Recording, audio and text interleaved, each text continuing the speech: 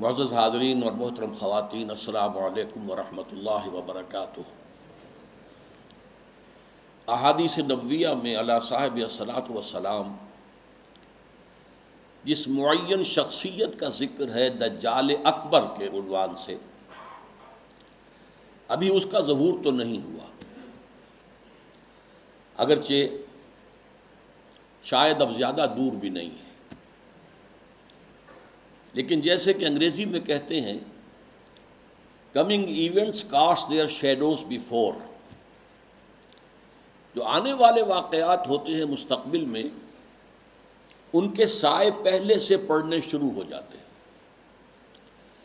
تو وہ دجال اکبر کب ظاہر ہوگا، کس شکل میں آئے گا، کہاں سے آئے گا، اس وقت اس سے بحث نہیں ہے، لیکن دجالیت، فتنہ دجال وہ کئی صدیوں سے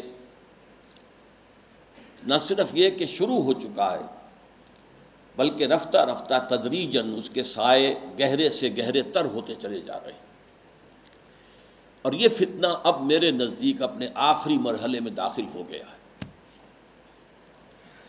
جیسا کہ سب کو معلوم ہے کفر کی بھی بہت سی شکلیں ہیں، بہت سی صورتیں ہیں۔ مثلا حضور کے زمانے میں ایک کفر تھا مشرکین کا، ایک کفر تھا اہل کتاب کا، ایک کفر تھا منافقین کا جو بظاہر مسلمان تھے بباطن کافر تھے۔ اسی طریقے سے شرک کی ہزاروں قسمیں، ہزاروں صورتیں، اس پر بڑی مفصل میری تقاریر موجود ہیں،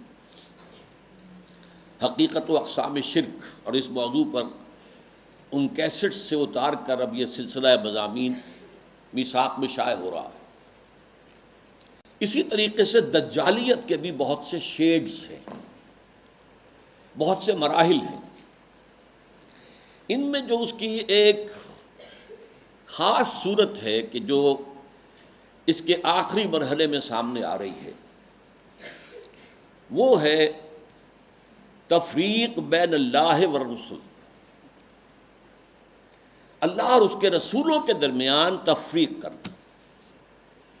اللہ کو مانیں گے لیکن رسول کو نہیں مانیں گے، یا مانیں گے تو اطاعت نہیں کریں گے، اتباع نہیں کریں گے، پیروی نہیں کریں گے۔ اس کے حوالے سے میں نے آج دو آیتیں تو آپ کو سنائی ہیں سورہ نساء کی، آیت نمبر 150، آیت نمبر 151۔ ان کا ترجمہ یہ ہے، ان الذین یکفرون باللہ ورسلہ، یقیناً وہ لوگ جو اللہ اور اس کے رسول کا کفر کرتے ہیں، وَيُرِيدُونَ أَن يُفَرِّقُوا بَيْنَ اللَّهِ وَرُسُلِهِ، اور چاہتے ہیں کہ اللہ اور اس کے رسولوں کے درمیان تفریق پیدا کر دیں، جدائی کر دیں۔ وَيَقُولُونَ، اور یہ کہتے ہیں، نُؤْمِنُ بِبَعْضٍ وَنَكْفُرُ بِبَعْضٍ، ایک کو ہم مانیں گے ایک کو نہیں مانیں گے، ایک کا پر ایمان رکھیں گے ایک کا کفر کریں گے۔ وَيُرِيدُونَ أَن يَتَّخِذُوا بَيْنَ ذَلِكَ سَبِيلًا، اور وہ چاہتے یہ ہیں کہ اس کے بین بین ایک راستہ اختیار کریں۔ اب جو فتویٰ ہے اللہ کا، فرمایا گیا اولئک ھم الکافرون حقا، یہ لوگ کٹر کافر ہیں، چاہے ایمان باللہ کا دعویٰ کریں، چاہے اللہ کی کتاب پر ایمان کا دعویٰ کریں، لیکن اگر رسول کا انکار ہو، رسول کی اطاعت کا انکار ہو، رسول کے اتباع کا انکار ہو تو یہ کفر ہے۔ اولئک ھم الکافرون حقا، جس میں کسی شک و شبہ کی گنجائش نہیں۔ وَأَعْتَدْنَا لِلْكَافِرِينَ عَذَابًا مُهِينًا، اور ایسے کافروں کے لیے ہم نے بہت عبرتناک، اہانت آمیز، ذلت، ذلیل کن، رسوا کن عذاب تیار کر رکھا ہے۔ اس آیت کے بارے میں عام طور پر لوگوں کی جو رائے ہے وہ تفریق بین الرسل والانبیاء، اس کی طرف ذہن جاتا ہے، یعنی رسولوں میں سے بعض کو ماننا بعض کو نہ ماننا، یہ بھی کفر ہے، اور یہ قرآن مجید کے مستقل مضامین میں سے ہے۔ رسولوں کو بھی سب کو ماننا، اور ہمارا ایمان یہ ہے کہ جن رسولوں کا ذکر قرآن میں نبیوں کا ذکر ہو گیا ان کو تو ماننا ہے ہی، ان میں سے تو کسی ایک کا انکار سب کا انکار ہو جائے گا۔ اس کے علاوہ بھی ہمیں معلوم ہے کہ دنیا میں اور بہت سے نبی اور رسول آئے ہیں جن کا ذکر قرآن میں نہیں ہے۔ رسولا قد قصصناہم علیک من قبل ورسلا لم نقصصہم علیک، اے نبی ہم نے بہت سے رسول ایسے بھی ہیں جن کا ذکر آپ کے سامنے کیا ہے پہلے، اور ایسے بھی بہت سے ہیں جن کا ذکر نہیں کیا، لیکن اجمالاً ہم ان سب پر ایمان رکھتے ہیں، یہ ہمارا عقیدہ ہے۔ تعین کے ساتھ انہی کو مانیں گے جن کا ذکر قرآن میں ہوا۔ تو یہ تفریق بین الرسل کا معاملہ بھی قرآن مجید کا ایک مستقل مضمون ہے، جس کے لیے دو مثالیں میں آپ کے سامنے پیش کرتا ہوں۔ سورہ بقرہ کے آخر میں بھی، جو آخری سے پہلی آیت ہے، لاسٹ بٹ ون، اور سورہ بقرہ میں 16ویں رکوع کے آخر میں بھی یہ مضمون آیا ہے۔ 16ویں رکوع میں فرمایا گیا قولوا آمنا باللہ وما انزل الینا وما انزل الی ابراہیم و اسماعیل و اسحاق و یعقوب والاسباط وما اوتی موسیٰ و عیسیٰ وما اوتی النبیون من ربہم لا نفرق بین احد منہم۔ اے مسلمانوں کہو ہم ایمان لاتے ہیں اللہ پر بھی اور اس پر بھی جو ہم پر نازل کیا گیا، اور اس پر بھی جو ہم سے پہلے نازل کیا گیا، ابراہیم پر، اسماعیل پر، اسحاق پر، یعقوب پر، ان کی اولاد پر، موسیٰ پر، عیسیٰ پر، اور تمام نبیوں کو جو کچھ دیا گیا ہم اس سب پر ایمان رکھتے ہیں، اور لا نفرق بین احد من، ان میں سے کسی کے درمیان تفریق نہیں کرتے، تمام نبیوں کو مانتے ہیں۔ اسی طرح جو سورہ بقرہ کی آخری سے پہلی آیت ہے آمن الرسول بما انزل الیہ من ربہ والمؤمنون کل آمن باللہ وملائکتہ ورسلہ لا نفرق بین احد من رسلہ، ہم اس کے رسولوں میں سے، اللہ کے رسولوں میں سے کسی ایک کی بھی تفریق نہیں کرتے۔ تو تفریق بین الانبیاء والرسل بھی قرآن کا ایک مستقل موضوع ہے۔ اس مقام پر توجہ کی ضرورت ہے۔ یہاں اصلاً جو بات سامنے آ رہی ہے وہ یہ ہے تفریق بین اللہ والرسل، اللہ اور رسولوں کے درمیان تفریق کر دینا، اللہ کو ماننے کا دعویٰ کرنا لیکن رسولوں کو ماننے سے انکار کر دینا، یا ماننا تو اس کے اتباع اور اس کی اطاعت سے انکار کر دینا۔ یہ در حقیقت ایک اہم ترین جو ہے فتنہ اس وقت جو دجالیت کا سب سے بڑا سیلاب آ رہا ہے، اس کا اصل ہدف یہی ہے، اس کا گول تو یہ ہے کہ اسلامی تہذیب کے جو بچے کھچے اثرات رہ گئے ہیں ان کا صفایا کر دیا جائے، لیکن اس کا حربہ کیا ہے؟ اللہ اور اس کے رسول کے درمیان تفریق۔ اچھا، یہ تفریق جو ہے بین اللہ والرسل، اس کی ایک تاریخ میں آپ کے سامنے پہلے اجمالاً درج کر دوں۔ آغاز اسلام میں سب سے پہلے اس کا اظہار ہوا ہے، مظاہرہ ہوا ہے یہود کی طرف سے۔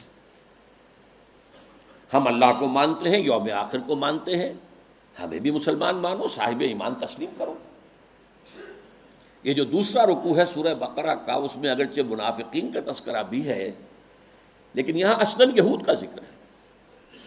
وَمِنَ النَّاسِ مَن يَقُولُ آمَنَّا بِاللَّهِ وَبِالْيَوْمِ الْآخِرِ وَمَا هُم بِمُؤْمِنِينَ، لوگوں میں سے کچھ ایسے بھی ہیں جو کہتے ہیں ہم ایمان رکھتے ہیں اللہ پر بھی، یوم آخر پر بھی، لیکن وہ ہرگز مومن نہیں ہے۔ یخادعون اللہ والذین آمنوا وما یخدعون الا انفسهم وما یشعرون فی قلوبہم مرض فزادہم اللہ مرضا ولہم عذاب علیم بما کانوا یکسبون۔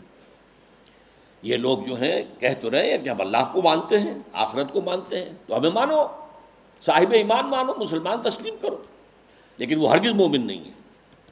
وہ دھوکہ دے رہے ہیں اہل ایمان کو اور کوشش کرتے ہیں اللہ کو دھوکہ دینے کی، لیکن یہ کہ انہیں اندازہ نہیں ہے کہ وہ کیا کر رہے ہیں۔ لیکن صاف فرما دیا گیا کہ ان کے لیے عذاب مہین ہے، وَلَهُمْ عَذَابٌ عَلِيمٌ، دردناک عذاب۔ تو یہ یہود کی طرف سے دعوت تھا، اور خاص طور پر جو ابتدائی عہد تھا مدینہ کا، جس میں کہ 16-17 مہینے حضور نے بیت المقدس کی طرف رخ کر کے نماز پڑھی ہے، حضور نے اور صحابہ نے۔ اس وقت خاص طور پر ابھی یہودیوں کے کان کھڑے نہیں ہوئے تھے کہ یہ کوئی نیا دین آ گیا ہے یا یہ کوئی نئی امت کی تاسیس ہو رہی ہے، یہ تو ہمارے ہی قبلے کو کی پیروی کر رہے ہیں۔ اسی سے ہمت پا کر ان کو یہ کہنے کا بھی موقع ہوا کہ ہمیں بھی مانو کہ ہم مسلمان ہیں، مومن ہیں، دیکھو اللہ کو مانتے ہیں، آخرت کو مانتے ہیں، اگر ہم محمد کو نہیں مانتے صلی اللہ علیہ وسلم تو کون سی بڑی بات ہے۔ بہرحال قرآن مجید نے فتویٰ دے دیا کہ یہ کافر ہیں، مومن ہرگز نہیں ہے، دھوکہ دے رہے ہیں، ان کے دلوں میں ایک مرض ہے، تکبر ہے۔ کیوں نہیں مان رہے محمد کو صلی اللہ علیہ وسلم؟ تکبر، اور اس کی وجہ سے اللہ نے ان کے تکبر میں، ان کے مرض میں اضافہ کر دیا ہے۔ وَلَهُمْ عَذَابٌ عَلِيمٌ بِمَا كَانُوا يَكْسِبُونَ، اور ان کے لیے دردناک عذاب ہے بسبب اس کے کہ جو جھوٹ وہ بول رہے ہیں۔ نمبر 2 پر منافقین نے جو شکل اختیار کی، وہ پورے زور دے کر کہتے تھے کہ ہم اے محمد آپ پر ایمان رکھتے ہیں، لیکن یہ کیا ضروری ہے کہ آپ کو ہر معاملے میں حکم تسلیم کریں؟ یہ کیا ضروری ہے کہ آپ کا ہر حکم بھی مانیں؟ آپ کی رسالت کا کام پورا ہو گیا، آپ نے قرآن لا کر ہمیں اللہ کی کتاب دے دی، اب جو کچھ قرآن میں ہوگا اس کو تو مانیں گے، لیکن یہ کہ آپ کا حکم، آپ کا قول، آپ کا فرمان، آپ کا قانون، یہ کیوں مانیں؟ چنانچہ آپ دیکھیے سورہ منافقون کی پہلی آیت میں سب سے زیادہ شد و بد کے ساتھ وہ ذکر ایمان بالرسول کا کر رہے ہیں۔ اذا جاءک المنافقون قالوا نشہد انک لرسول اللہ، اے نبی جب آپ کے پاس یہ منافق آتے ہیں اور کہتے ہیں کہ ہم گواہ ہیں کہ آپ اللہ کے رسول ہیں، واللہ یعلم انک لرسول، اور اللہ خوب جانتا ہے، اللہ سے بڑھ کر اور کس کو معلوم ہوگا کہ اے محمد آپ اللہ کے رسول ہیں صلی اللہ علیہ وسلم، واللہ یشہد ان المنافقین لکاذبون، لیکن اللہ تعالیٰ گواہی دیتا ہے کہ یہ منافقین جو ہیں یہ جھوٹ بول رہے ہیں، ان کا آپ کی نبوت و رسالت پر وہ ایمان نہیں ہے کہ جو ہونا چاہیے۔ خاص طور پر قتال کے بارے میں انہوں نے یہ کہنا شروع کر دیا تھا کہ یہ تو خود اپنی طرف سے شروع کر دیا ہے محمد نے صلی اللہ علیہ وسلم، ابھی قرآن میں تو قتال کا ذکر ہی نہیں آیا، اور وہ کہتے تھے کہ کوئی صورت کیوں نہیں اتری، یہ جو چھیڑ چھاڑ مکے والوں سے شروع کر دی ہے، یہ جو ان کے قافلوں کا پیچھا کر رہے ہیں، تعاقب کر رہے ہیں، ان کی ایک پولیٹیکل آئسولیشن اور اکنامک بلاکیٹ کے جو اقدامات کیے، یہ تو خود کیے انہوں نے، اس کا اللہ کی کتاب سے تو کوئی تعلق نہیں ہے۔ اسی پر سورہ محمد نازل ہوئی ہے صلی اللہ علیہ وسلم، لیکن یہ جو معاملہ ہے اس پر بھی فرما دیا گیا کہ یہ کفر ہے۔ فَلَا وَرَبِّكَ لَا يُؤْمِنُونَ حَتَّىٰ يُحَكِّمُوكَ فِي مَا شَجَرَ بَيْنَهُمْ، تو نہیں اے محمد صلی اللہ علیہ وسلم، آپ کے رب کی قسم، یہ ہرگز مومن نہیں ہوں گے جب تک کہ ہر اس معاملے میں جو ان کے درمیان آئے آپ کو آخری حکم تسلیم نہ کریں، اور اس کے بعد جو فیصلہ آپ کر دیں اس پر یسلموا تسلیما، اس کو تسلیم کریں جیسے کہ تسلیم کرنے کا حق ہے۔ ثم لا یجدوا فی انفسہم حرجا مما قضیت، پھر وہ اپنے سینوں میں تنگی بھی محسوس نہ کریں آپ کے فیصلے پر، یعنی مان تو لیا ہے لیکن سینے کے اندر تنگی ہو رہی، بات یہ غلط ہی ہے، یہ خام خواہ جبرن ماننی پڑ رہی ہے، اب کیا کریں، مسلمانوں میں اپنے آپ کو شامل کرانا ہی ہے۔ تو فرمایا کہ اگر یہ اپنے سینوں میں بھی تنگی محسوس کریں گے بظاہر اس قول اور آپ کے فیصلے کو تسلیم کرتے ہوئے، تب بھی یہ مومن نہیں۔ فَلَا وَرَبِّكَ لَا يُؤْمِنُونَ حَتَّىٰ يُحَكِّمُوكَ فِي مَا شَجَرَ بَيْنَهُمْ ثُمَّ لَا يَجِدُوا فِي أَنفُسِهِمْ حَرَجًا مِّمَّا قَضَيْتَ وَيُسَلِّمُوا تَسْلِيمًا، یہ صاف فیصلہ قرآن کا۔ وَمَا أَرْسَلْنَا مِن رَّسُولٍ إِلَّا لِيُطَاعَ بِإِذْنِ اللَّهِ، ہم نے تو رسول جب بھی بھیجا، جو بھی بھیجا، وہ تو اسی لیے بھیجا ہے کہ اس کو اللہ کے حکم سے اس کی اطاعت کی جائے۔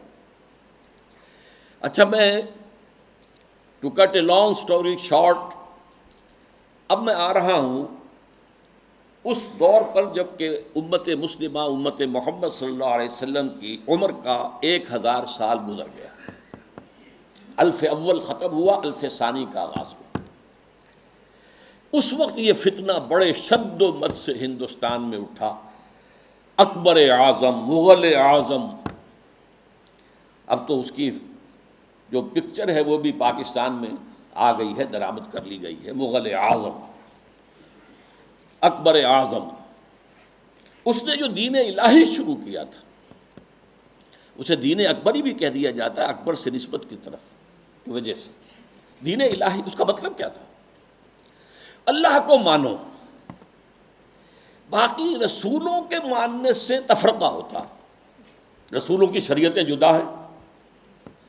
خود قرآن کہتا ہے سورہ مائدہ میں وَلِكُلٍّ جَعَلْنَا مِنْهُمْ شِرْعَةً وَمِنْهَاجًا، ہم نے ہر ایک کے لیے ایک شریعت مقرر کی ہے، ایک منہاج مقرر کیا، ایک طرز عمل اور ایک جو منہج ہے وہ معین کیا۔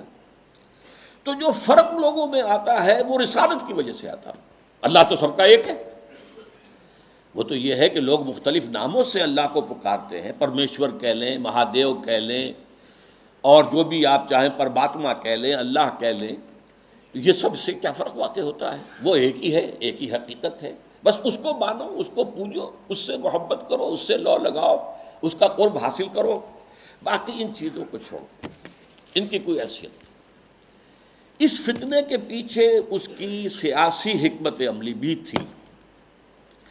ہندوستان کے حالات کو یقیناً یہ کہ اگرچہ وہ ان پڑھ تھا، بالکل ان پڑھ، لیکن ذہین بہت تھا، اندازہ کر لیا تھا کہ ہندوستان کا اصل مسئلہ یہی مذہبی تفاوت اور فرق ہے، لہذا کوئی شکل ایسی ہو کہ اس تفرقے کو مٹا دیا جائے، اور اس کی شکل یہ شریعت کا اور رسالت کا تصور جو ہے بیچ میں سے نکال دیا جائے، تو اللہ کے اوپر، اللہ کو رام کہہ لو، رحمان کہہ لو، کیا فرق واقع ہوتا ہے؟ اس سے یہ ہے کہ یکجہتی پیدا ہو جائے گی۔ ہندو عورتوں سے شادی کی، یہاں تک کہ اس کا جانشین جہانگیر سلیم شہزادہ، وہ بھی ایک ہندو، اجودھا بائی جو ہے اس کے وطن سے پیدا ہوا، ہندوؤں سے شادیاں کی، کئی جو ہیں اس کی رانیاں تھیں، تلک بھی لگا لیتا تھا، بتوں کو بھی پوجا کر لیتا تھا، ڈنڈوت کر دیتا تھا، ہر رانی کے ہاں موجود ہے بت، وہاں گیا تو وہاں بھی اس نے سجدہ کر دیا، یا کم سے کم سر جھکا لیا، ہاتھ جوڑ کے کھڑا ہو گیا۔ یہ سارا فتنہ اس نے شروع کیا تھا ایک پولیٹیکل وزڈم کے تحت، لیکن اس کی ایک تائید ہو رہی تھی، اور وہ تصوف کے جس میں ہمہ اوست اور وحدت الوجود گڑبڑ ہو گئے تھے۔ Pantheism and unity of existence, یہ دو چیزیں علیحدہ ہیں، ان میں فرق باریک سا ہے، عوام اس فرق کو سمجھنے سے قاصر ہے۔ یہاں کے تصوف میں یہ دونوں چیزیں گڑبڑ ہو گئی۔ ہمارے ہاں بھی صوفی شاعر نے کہا ہے نا، مسجد مندر ہکڑو نور، یہ سرائے کی علاقے کے بہت بڑے صوفی، مسجد میں اور مندر میں ایک ہی نور ہے، نور تو ایک ہی ہے، رام کہہ لو، رحمان کہہ لو، کیا فرق پڑتا؟ آپ کے لاہور میں مزار ہے کس کا؟ مادولال حسین، ابھی مادولال ہندو نام، حسین کا اس کے اندر لاحقہ لگا دیا۔ تو یہ تصوف جو ہے، یہ اور اکبر کی حکمت عملی نے مل کر ایک اتنا بڑا فتنہ شروع کیا کہ محمد کی شریعت اور محمد کی رسالت کا دور ختم ہو گیا صلی اللہ علیہ وسلم۔ وہ 1000 سال کے لیے تھا، کیونکہ قرآن مجید میں 2 جگہ یہ بات آئی ہے کہ اللہ کا ایک دن تمہارے حساب سے 1000 سال کا بنتا ہے۔ وہ ایک دن اللہ کا ختم ہو گیا، اور یہ جو شریعت محمدی اور نبوت محمدی کا دور تھا وہ ختم ہوا۔ اب یہ ایک نیا دور ہے، اس میں جو ہے وہ دین الہی چلے گا۔ اس فتنے کا توڑ کیا حضرت مجدد الف ثانی۔ میں نے کہا تھا نا، یہ الف ثانی کے آغاز میں فتنہ اٹھا، امت کی عمر کا دوسرا ہزارواں جو ہے دور وہ شروع ہو رہا تھا، 1000 سالہ دور۔ تو وہ فتنہ جو تھا الف ثانی کا، اس کا توڑ کرنے کے لیے اللہ نے جس مجدد کو اٹھایا ہے، اس کا نام ہی پڑ گیا مجدد الف ثانی رحمۃ اللہ علیہ، شیخ احمد سرہندی۔ اس نے توڑ کیا، جس کے بارے میں اقبال کہتا ہے، گردن نہ جھکی جس کی جہانگیر کے آگے، جس کے نفس گرم سے ہے گرمی احرار، وہ ہند میں سرمایہ ملت کا نگہباں، اللہ نے بر وقت کیا جس کو خبردار۔ ملت تو ختم ہو رہی تھی، اس لیے کہ ملت کی جو بنیاد جو ہے وہ حضور صلی اللہ علیہ وسلم کے اتباع اور اطاعت پر ہے۔ محض قرآن پر تو نظام کوئی بنتا ہی نہیں سرے سے، نماز کا نظام نہیں بنتا، اور کیا نظام بنے گا؟ نماز کا نظام کہاں بنے گا قرآن پر؟ تاکیدی حکم ہے، نماز قائم کرو، نماز قائم کرو، نماز قائم کرو۔ وہ 5 نمازوں کا ذکر کہاں ہے؟ یہ ان رکعتوں کا ذکر کہاں ہے کہ فجر کی 2 ہیں، فرض جو رکعتیں ہیں، اور ظہر اور عصر کی 4 ہیں، مغرب کی 3 ہیں، عشاء کی پھر 4؟ کہاں ہے؟ قرآن میں تو کہیں نہیں۔ اس لیے نظام اگر بنتا ہے، یہاں تک کہ نماز کا نظام بھی وہ سنت سے بنتا ہے، ملت بنتی ہے تو سنت سے بنتی ہے۔ بمصطفیٰ پر اساخی شراک دی ہمہ اوست، اگر معون رسیدی تمام بولا بیست، اپنے آپ کو مصطفیٰ صلی اللہ علیہ وسلم کے قدموں تک پہنچا دو کہ دین تو نام ہی ان کا ہے۔ بہت صحیح بات ہے، اگر ان تک تمہاری رسائی نہ ہوئی تو سب بولا بھی ہے۔ یہی فتنہ پھر 19ویں صدی میں سامنے آیا ہے۔ اب یہ ایک ہندو کے ذریعے سے آیا۔ راجہ رام موہن رائے بہت بڑا عالم تھا، فارسی کا، عربی کا، اردو کا، ہندی تو اس کی زبان تھی، اور ہندوؤں میں جو احیاء ہوا ہے ان کا قومی سطح پر، وہ جن اشخاص کا مرہون منت ہے ان میں بہت بڑے مقام پر راجہ رام موہن رائے ہے، اور یہ موحد تھا، موحد کامل۔ چنانچہ انگریز جب آ چکے، آپ کو معلوم ہے 18ویں صدی میں آ گیا تھا انگریز، جنگ پلاسی کے بعد سے بنگال پر اس کا قبضہ ہو چکا تھا، اس کے بعد رفتہ رفتہ وہ سیلاب آگے آ رہا تھا۔ کلکتے ہی میں انہوں نے پہلا پریس قائم کیا، پہلا کالج قائم کیا، انجیلیں اردو میں ترجمہ کر کے، مقامی زبانوں میں ترجمہ کر کر کے لاکھوں کی تعداد میں پھیلا دی۔ اس فتنے میں مسلمان جو نہیں بہے، اس کے ایک اور بھی اسباب ہیں اللہ کے فضل و کرم سے، لیکن ایک بہت بڑا ذریعہ راجہ رام موہن رائے بنا۔ آئینہ تسلیم کے نام، آئینہ تسلیس کے نام سے اس نے کتاب لکھی، جس میں توحید کا اس بات کی، مسلمانوں کی طرف سے دفاع کی۔ لیکن اس شخص نے بھی وہی دین الہی کی طرح کہ یہ تفرقہ جو ہے مسلمان اور ہندوؤں کے مابین، اس کو دور کرنے کی ایک ہی شکل ہے، اور وہ یہ ہے کہ ان کے اندر اتحاد پیدا کیا جائے خدا کے نام پر۔ چنانچہ اس نے ایک خاص مجلس قائم کی، ایک خاص اس کا فرقہ بن گیا برہمو سماج۔ برہما کہتے ہیں خدا کو، برہمو سماج، یعنی جس طرح دین الہی اسی طرح برہمو سماج، وہ یہ ہے کہ ایک برہما کو مان لو، بس خدا کو مان لو، جو تم اللہ کہہ لو، ہم اسے پرمیشور کہہ لیں، برہما کہہ لیں، جو چاہیں کہہ لیں، لیکن یہ ہے کہ باقی چیزیں جو ہیں ان کو ذرا پسے پشت ڈال دو، ان کی اہمیت کم کر دو۔ تو برہمو سماج جو ہے اس نے پیدا کیا۔ اس کا انتقال 1833 میں ہوا تھا۔ اس کو پھر 20ویں صدی میں تازہ کیا ہے گاندھی نے، متحدہ قومیت کے لیے۔ اس کی بھی ایک سیاسی بصیرت تھی۔ انگریز کی غلامی سے نجات پانے کی کوئی صورت نہیں ہے جب تک کہ مسلمان اور ہندو متفق نہ ہو، متحد نہ ہو، اور ان کے اتحاد میں جو چیز حائل ہے وہ شریعت ہے، قانون ہے، تہذیب ہے مسلمانوں کی۔ تو جب تک ان کو گڈمٹ کر کے ایک ہاون دستے میں ڈال کر کوٹ کر پیس کر ایک نہ بنا دیا جائے، تب تک یہ متحد نہیں ہو سکتے، اور جب تک یہ متحد نہیں ہوں گے آزادی نہیں ہو سکتی۔ اسی کی وجہ ہے کہ اس کی پرارتھنا جو ہوتی تھی صبح ہی صبح، اس میں گیتا بھی پڑھی جاتی تھی، قرآن کی تلاوت بھی ہوتی تھی، گرو گرنتھ کو بھی پڑھ کے سنایا جاتا تھا، تاکہ معلوم ہو یہ سب ایک ہیں بھائی، اس میں کیا فرق واقع ہوتا۔ یہ فتنہ اس شد و مت سے اٹھا تھا، متحدہ قومیت۔ علماء کی کتنی بڑی تعداد تھی جو کہ مولانا حسین احمد مدنی رحمۃ اللہ علیہ کی سرکردگی میں اس متحدہ قومیت کی قائل ہو گئی، اور مان لیا انہوں نے کہ آج کل تو دنیا میں قومیں جو ہیں وطن کی بنیاد پر بنتی، وطنیت۔ مولانا ابوالکلام آزاد بھی اس فتنے کا شکار ہوئے۔ اس فتنے کا توڑ کیا ہے جس شخص کو خصوصی نسبت تھی مجدد الفسانی سے رحمۃ اللہ علیہ، یعنی علامہ اقبال،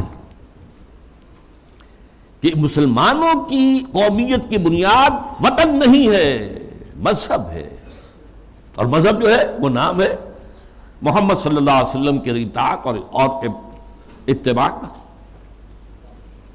وطنیت کے بارے میں جو کچھ انہوں نے کہا، اس دور میں اور ہے، جام اور ہے، جم اور، ساقی نے بنا کی روش لطف و ستم اور، تہذیب کے آذر نے ترشوائے صنم اور، مسلم نے بھی تعمیر کیا اپنا حرم اور، ان تازہ خداؤں میں بڑا سب سے وطن ہے، جو پیرہن اس کا ہے وہ مذہب کا کفن ہے۔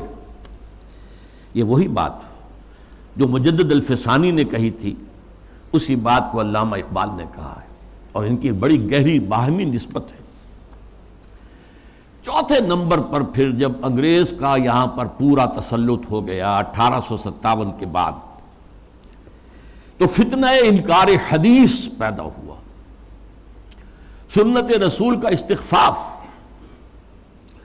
یہ چونکہ مغرب سے درآمد شدہ فلسفہ اور نظریات اور مغرب سے درآمد شدہ سائنس کے زیر اثر تھا، لہذا یہ فتنہ پورے عالم اسلام میں ہوا، اگرچہ اس کے مرکز دو بنے ہیں، ایک ہندوستان اور دوسرے مصر۔ مصر ثقافتی اعتبار سے عالم عرب کا امام، اور عجمی اسلام جو ہے اس میں سب سے اہمیت سب سے بڑھ کر وہ ہندوستان کو تھی۔ تقریباً پوری دنیا کی جو مسلمانوں کی آبادی ہے اس کا تہائی ہندوستان میں ہوتا تھا، آج بھی ایسا ہی ہے۔ 40 کروڑ سے زائد جو ہیں وہ بھارت اور پاکستان اور بنگلہ دیش میں ہیں، 125 کروڑ کل جو ہے مسلمان، 1/3 تعداد تو یہاں ہوتی تھی۔ اور یہاں پہ ظاہر بات ہے کہ ثقافت کا بہت بڑا مرکز، علم کا۔ اس میں جو آغاز ہوا سر سید احمد خان سر خیل، اس کے بعد یہ کہ یہاں بھی علماء، اور علماء بھی جو اہل حدیث تھے، وہ اس کا شکار ہوئے۔ مولانا عبداللہ چکڑالوی، چکڑالہ یہ چکوال کے قریب ہے، وہاں کے بہت بڑے عالم اہل حدیث، وہ اسی فتنہ انکار حدیث میں مبتلا ہوئے، پھیلایا انہوں نے بڑے پیمانے پر۔ اسی طرح مولانا اسلم جیراج پوری یو پی کے، انہوں نے اس فتنے کو بھڑکایا، وہ بھی اہل حدیث سے مسلکن۔ اسی طریقے سے مولانا تمنا عبادی، نیاز فتح پوری، بہت عمدہ منمون نگار، انشا پرداس۔ غلام جیلانی برق، اگرچہ اس کی آخر میں ہدایت ہو گئی، لیکن سب سے بڑھ کر یہ فتنہ جس شخص سے پھیلا ہے وہ غلام احمد پرویز۔ اس کا لکھنے کا اسلوب بھی بڑا اچھا تھا، دلکش تھا، تقریر کا اسلوب بھی بہت اچھا تھا اور دلکش تھا۔ اور یہ جان لیجئے فتنہ وہی شخص برپا کر سکتا ہے جس میں صلاحیت ہوتی ہے۔ عام آدمی کیا فتنہ برپا کرے گا، اور کرے گا تو پھیلائے گا کیسے؟ تحریر و تقریر سے فتنہ جو ہے وہ پھیلتا ہے، پروان چڑھتا ہے، اور ان دونوں چیزوں پر اس شخص کو بڑی دسترس حاصل تھی۔ دیکھیے یہ دو غلام احمد پنجاب نے پیدا کیے۔ غلام احمد قادیانی، اس نے ختم نبوت کی مہر توڑ دی، اجرائے وحی، اجرائے نبوت کا دعویٰ کر دیا۔ اور غلام احمد پرویز، اس نے اور دوسری اعتبار سے نبوت و رسالت کو زخم لگائے کہ نبی کی رسالت جو ہے وہ ٹھیک ہے، ہم مانتے ہیں، لیکن نبی کی اطاعت اور اس کا اتباع یہ صرف ان کی زندگی تک تھا۔ یہ فتنہ جو ہے پرویزیت، یہ آج بھی جاری ہے۔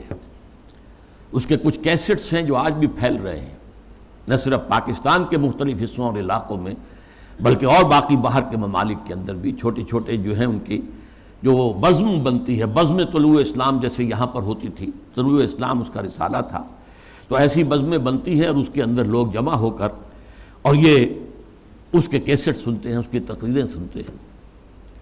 یہ فتنہ کیا تھا، اس کو میں یہ چاہتا ہوں کہ give the devil his due، شیطان کو بھی جو اس کا حق ہے وہ دینا چاہیے۔ اس نے کبھی انکار نہیں کیا مطلقاً حدیث کا، بلکہ اس کا موقف اصل میں کیا وہ سمجھ لیجئے۔ نمبر 1، دائمی ہدایت اور دائمی قانون صرف قرآن کا ہے۔ سنت رسول کے حکم پر چلنا، قرآن میں جہاں بھی آیا ہے الرسول، اس سے مراد کیا ہے؟ اس وقت رسول امیر بھی تھے مسلمانوں کے، تو یہ اطاعت امیر کا ہے۔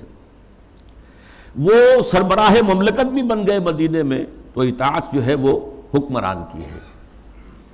اس اعتبار سے وہ مرکز ملت تھے، مرکز ملت کی اطاعت ہوگی۔ اب جب بھی کوئی اسلامی ریاست قائم ہوگی تو جو مرکز ملت ہوگا اس کی اطاعت ہوگی، اس سے حق حاصل ہوگا، وہ جو بھی حکم تسلیم کرے، جو حکم نہ تسلیم کرے۔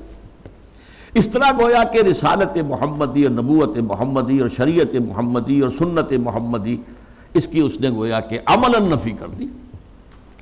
انہوں نے کہا کہ ہم حدیثیں صرف وہی مانیں گے جو قرآن کے مطابق ہو۔ اچھا، کوئی شے قرآن کے مطابق ہے یا نہیں ہے کون طے کرے گا؟ ہم کریں گے۔ قرآن کی تشریح اور تعبیر اور تفسیر اگر سنت سے آزاد ہو کر کی جائے تو ظاہر بات ہے قرآن کو موم کی ناک بنایا جا سکتا ہے، ادھر موڑ دے ادھر موڑ دے، جو چاہے تعبیر کر لے۔ اس کی ایک میں مثال آپ کو دیتا ہوں، اگرچہ وہ بڑی استہزائیہ سے مثال ہے۔ قرآن مجید میں حکم آیا سورہ مائدہ میں والسارق والسارقۃ فاقطعوا ایدیہما، چور مرد ہو یا عورت ان کے ہاتھ کاٹ دو۔ اب اس کی کیا تعبیر کی؟ رسول نے تو سمجھا ہاتھ کاٹنا ہے، اور آپ نے ہاتھ کاٹے۔ ایک مخزومی خاتون تھی بڑے اونچے گھرانے کی، بنو مخزوم وہی ابو جہل کا قبیلہ ہے، فاطمہ نام تھا، فاطمہ مخزومیہ، اس نے چوری کی۔ اب اس کا ہاتھ کاٹنے کا حکم دے دیا گیا۔ لوگوں میں بڑی جو ہے بے چینی پھیلی، بڑے اونچے خاندان کی یہ عورت ہے، اس کا ہاتھ کٹے گا۔ اور تو کسی کو جو ہے لب کشائی کی ہمت نہیں تھی۔ حضرت انس حضور کے خادم خاص تھے، ان کو ذریعہ بنایا کہ حضور یہ اونچے خاندان کی عورت ہے، خاندان کی ناک کٹ جائے گی، آپ اس میں نرمی کیجیے۔ حضور نے سخت غصے کا، غضب کا اظہار کیا۔ اے انس، تم سے پہلی جو امتیں برباد ہوئیں اسی لیے ہوئیں کہ جب اونچی قسم کے لوگ، اونچے لیول کے لوگ جرم کرتے تھے انہیں چھوڑ دیا جاتا تھا، اور عوام اور غریب لوگ جرم کرتے تھے تو انہیں سزا دی جاتی تھی۔ خدا کی قسم اگر فاطمہ بنت محمد بھی چوری کرے گی، معاذ اللہ ثم معاذ اللہ ثم معاذ اللہ، رضی اللہ تعالی عنہا وصلی اللہ علیہ وسلم، تو اس کا بھی ہاتھ کاٹا جائے۔ اب اس کی تعبیر پرویز صاحب کیا کرتے ہیں؟ ان کا ہاتھ کاٹ دو مطلب ایسا معاشرہ، ایسا معاشی نظام بنا دو کہ چوری کی ضرورت ہی نہ رہے۔ جیسے محاورے میں کہتے ہیں نا، والدین کسی مسئلے میں اپنے بیٹے سے، بھائی تم نے تمہارے ہاتھ کاٹ دیے، یعنی یہ کہ تم نے تو ایسا قدم اٹھا لیا کہ اب ہم کچھ کر ہی نہیں سکتے۔ یہ گویا کہ اس محاورے پر لے آیا، ان کے ہاتھ کاٹ دو، یعنی ایسا ماحول پیدا کر دو، ایسا سوشلسٹ نظام برپا کر دو کہ جس میں ہر ایک شخص کی ضرورت پوری ہو رہی ہے تو کائے کو چوری کرے گا۔ یہ ہاتھ کاٹ دو کا مفہوم ہے، یہ نہیں ہے یہ تو مولویوں نے بنا لیا ہے، اور یہ غلط تصور ہے کہ ہاتھ کاٹے جائیں۔ حالانکہ ڈھٹائی کا یہ عالم ہے کہ اسی آیت میں آگے فرمایا گیا ہے جزاء بما کسبا نکالا من اللہ، یہ در حقیقت ان کے کرتوت کا بدلہ ہے۔ تو گویا کہ ان کے کرتوتوں کا بدلہ یہ ہے کہ ایسا نظام قائم کرو، یہ ان کے کرتوتوں کا بدلہ ہے۔ نکالن، اور عبرت ہے لوگوں کے لیے اللہ کی طرف سے۔ اللہ عبرت کیسے ہوگی؟ کیا اس اعلیٰ نظام سے عبرت پیدا ہوگی؟ قرآن مجید اپنی حفاظت کرتا ہے، لا یاتیہ الباطل من بین یدیہ ولا من خلفہ، قرآن مجید کے اوپر کوئی باطل حملہ آور نہیں ہو سکتا، نہ سامنے سے نہ پیچھے سے۔ بہرحال یہ اس کا موقف تھا، اور یہ موقف آج بہت بڑے پیمانے پر ہمارے جو جدید تعلیم یافتہ لوگ ہیں ان میں موجود ہے۔ ان کے ہاں بھی یہ پہلا موقع تھا کہ درس قرآن کے نام سے محفل ہوتی تھی، اور وہ مخلوط محفل ہوتی تھی، مرد بھی اور خواتین اور نوجوان لڑکیاں بھی، اور وہ بے پردگی کے ساتھ۔ اب جو صورتحال ہے، یہ فتنہ جو ہے بہت شد و بد اور بہت بڑے پیمانے پر اور بڑی پشت پناہی کے ساتھ مغرب کے زیر اثر، اور دجال جو اس وقت ہے، دجاجلہ میں سے ایک بہت بڑا دجال جو ہے امریکہ، اور شخصی طور پر بش، اس کی ریشہ دوانی اور اس کی پشت پناہی اور اس کی تائید اور اس کی مدد سے جو فتنہ اٹھ رہا ہے، اس کا ہدف کیا ہے؟ اسلامی تہذیب کی بیخکنی کرنا۔ اور اس کا حربہ کیا ہے؟ تفریق بین اللہ والرسل، اللہ کو مانو، قرآن کو مانو، اور اس کی من مانی تعبیر کرو، رسولوں کو چھوڑو، رسول کی بات کو چھوڑو۔ وہ تھے تو اپنے وقت کے لیے تھے، ایک وقتی کلچر انہوں نے پیدا کر دیا تھا، ایک وقتی نظام پیدا کر دیا تھا، وہ لوگوں کی اس وقت کی ذہنی سطح کے مطابق تھا، اس وقت کے ماحول کے مطابق تھا، یہ کوئی مستقل اور دائمی شے نہیں۔ حربہ یہ ہے۔ اس ضمن میں اب میں ذرا تھوڑا سا تاریخی پس منظر بیان کروں۔ دیکھیے اس وقت جو ہے شیطان لعین اور اس کے سب سے بڑے ایجنٹ کے ذریعے سے دجالیت جو مرحلہ وار آگے بڑھی ہے، اس موضوع پر میں تقریر اسی جگہ پر کر چکا ہوں 22 فروری 2004 کو، 2.25 سال پہلے، موجودہ عالمی حالات میں اسلام کا مستقبل کے عنوان سے۔ سب سے پہلی دجالیت جو آئی دنیا میں، وہ ریاست اور سیاست کے میدان میں آئی، سیکولرزم کے عنوان سے۔ مذہب کو، خدا کو، خدائی ہدایت کو، خدائی احکام کو، آسمانی ہدایت کو پرے کر دو ریاست سے۔ ریاست، قانون، یہ انسانوں کا کام ہے بنانا۔ ہیومن سوورنٹی، پاپولر سوورنٹی، عوام خود حاکم ہیں، وہ اپنے نمائندوں کے ذریعے سے جو چاہیں گے قانون بنائیں گے۔ رکھ دو، اللہ کو مسجد میں بند کرو اور خدا کو جو ہے جہاں چاہو بند کر دو، ہمارے ایوان حکومت میں نہیں آئے گا، ہمارے قانون ساز ادارے میں وہ نہیں آئے گا، حاکمیت اس کی نہیں ہے، حاکمیت عوام کی۔ یہ دجالیت کا یہ سب سے بڑا وار، سب سے پہلا چیز ہی سب سے اہم بھی ہوتی ہے، اور یہ گلوبل ہو چکی ہے پوری دنیا میں، پوری دنیا میں۔ واقعہ یہ ہے کہ اللہ کے خلاف، خدا کے خلاف اس سے بڑی بغاوت آج تک نہیں ہوئی۔ اس سے پہلے کیا ہوتا تھا؟ ایک بڑے خدا کو ماننے کے ساتھ چھوٹے چھوٹے خدا بھی مان لیے، بس شرک ہوتا تھا۔ لیکن خدا کو اس طرح انسانی معاملات، اور خاص طور پر ظاہر بات ہے ریاست اور سیاست اور قانون، یہی تو سب سے بڑی چیزیں ہوتی، ان سے بے دخل کر دینا خدا کا، یہ اس دور میں ہوا۔ نمبر 2 دور آیا معیشت کا۔ معیشت کی بنیاد انٹرسٹ بیسڈ کیپٹلزم پر کر کے۔ آسمانی شریعتوں کے نزدیک سب سے بڑا گناہ جو ہے عمل میں، وہ سود ہے۔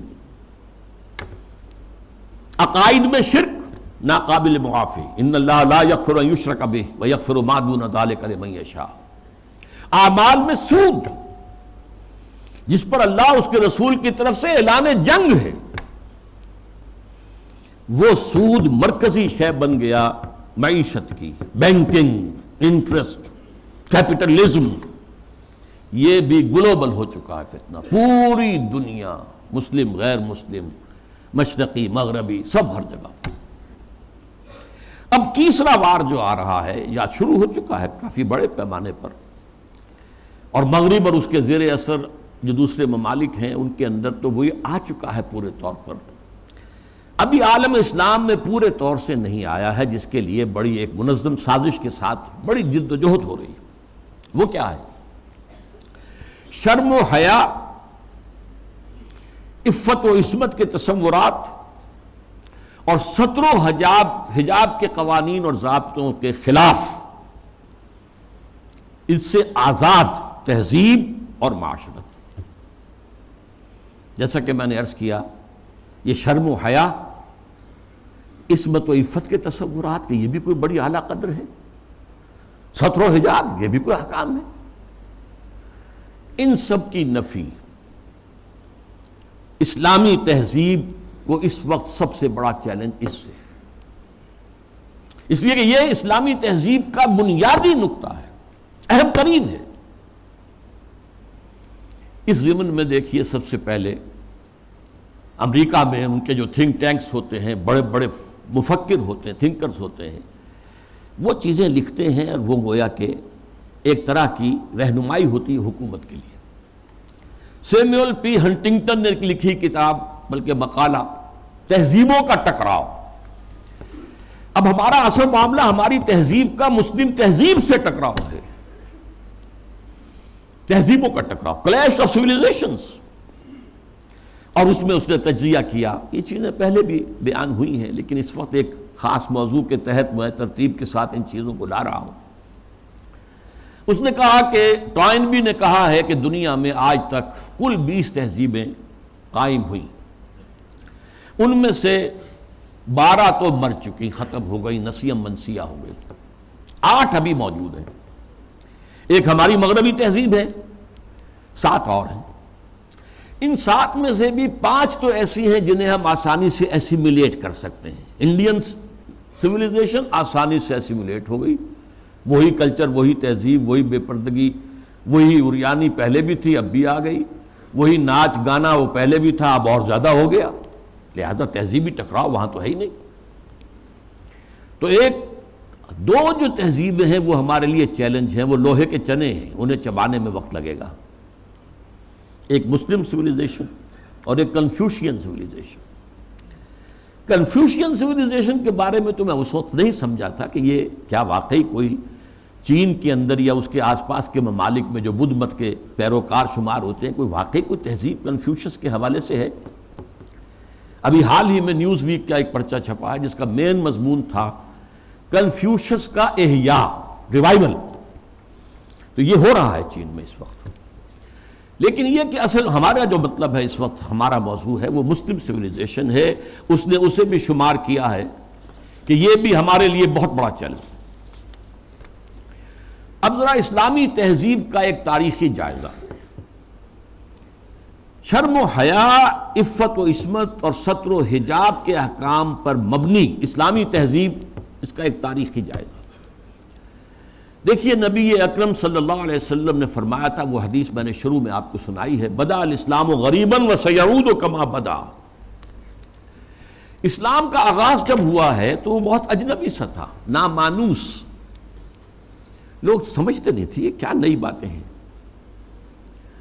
پھر اس کے بعد اسلام کے غلبے کا دور آ گیا، جب غالب ہو جائے تو سبھی دوست بن جاتے ہیں، جو بھی طاقتور ہے اس کو تو سبھی دوست ہیں، لہذا بہت سب لوگ جو ہیں اس کا علم لے کر کھڑے ہو گئے۔ لیکن ان قریب اسلام غریب ہو جائے گا، پھر اجنبی ہو جائے گا۔